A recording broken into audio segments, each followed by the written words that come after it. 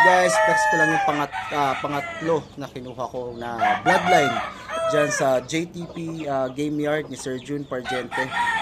Ito, kung makikilala nyo to, kung kagaya ko po kayo na browse sa FB, sa YouTube, ng mga interview ng mga sikat po na mga magmamanok sa Pilipinas.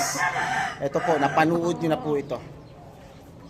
Ito po yung mahilig maghipo ng buto po sa may balakang, sa may bandang likod. At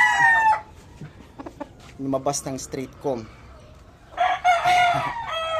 Ito rin, naglalabas din po ng straight comb ang ating Boston Millionaire. Ito po ay galing sa kay Sir June. Nakita ko rin po yung materials niya with the LDT, the Boston. Ito po ay Boston Millionaire natin. Dalawa lang po ito doon na may lumabas na straight comb. The rest po puro P-comb. Ito po gagawin natin materials for this season din. Ayan. So nakakita na nito sa isang interview ni Sir Lance. Ito po yung straight comb na Boston. Ayan, napakaganda ng hipo. Walang kabuto-buto. Dito sa may banda ito. Halos walang buto may hipo. Ayan, napakapoging manok po yan. Steady ka na eh. Ayan. Ito po isang brood stag, straight breed na Boston Millionaire. Gagamitin natin ngayong season. Then para makapagparami tayo ng mga ganitong lahi, straight breed din po ang kukunin natin. Meron din ako kinuha. Pair po ito na kinuha ko. So, flex ko mamaya yung kasama itong babae. Napakapoging manok po nito. Binitaw po namin ito kahapon doon. Kaso nga lang, hindi po masyadong madaming bitaw kasi nga maulan, mabagyo doon kahapon sa farm. Medyo basa ito nung naibitaw namin. Pero napakagaling, napakautak na manok. Halos ayaw magpapalo, ayaw magpatama. Ganun pala yung mga laro ng authentic na mga round heads na. Napakapogi. So parehas nung sa huling video ko na sa Raptor sweater ni Sir Laro Romero galing kay Sir June ng JTP. Straight comb din yung napili ko na broodcock. Then yung sa babae, ang kinuha ko po ay P-comb. So mahilig din po kasi talaga ako sa straight comb na lalaki.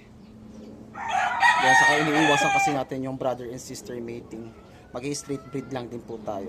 Then ito po ay kasama sa mga i-share din natin, lalo na sa mga solid followers, sa mga kagaya kong small backyard na nangarap na kahit makakuha man lang ng pair or makakuha man lang ng kahit babae na authentic, i-share po natin sa inyo yan. Umasa po kayo dyan dahil ang blessing pag dumating dapat i-share mo din sa iba. Napakagandang manok to. Dati po isa rin po ako sa nung bata po ako, nag-start lang po ako sa mga native na manok. Katuwaan lang, impluwensya po sa akin ng lolo ko, then ang aking mga tiyuhin. Pero hindi po nila ako pinush magsugal. Yan naman po ay mapagmamalaki ko naman. Never po akong pumagsasabong. Hindi po ako nagsasabong. Number one na billing sa akin ng lolo ko at ng mga tiyuhin ko ay wag na akong pumasok, mag-alaga na lang daw ako.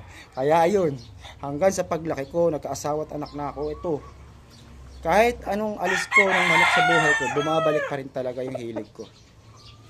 Ayan.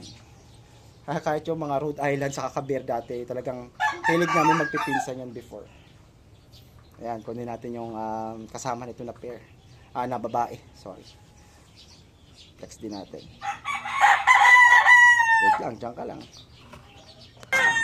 Ayan, ito po yung kasama niya. Sa Boston Millionaire P-comb. Napakaganda rin pong inahin. Ito po yung may itlog na kahapon ng pagbiyahe namin. Kaya pala bang ingay ito sa loob ng sasakyan, nangingitlog pala siya kahapon. Ayan, straight breed din po ito, pero again, yung mga babaeng pong kinuha ko po kahapon, kasama po ito ay hindi po ito ay kapatid ng mga kinuha natin broodcock. Ayan, kasi mag-straight breed lang po tayo. Ayan, ang gwapa. Agwapa, agwapa. Guys.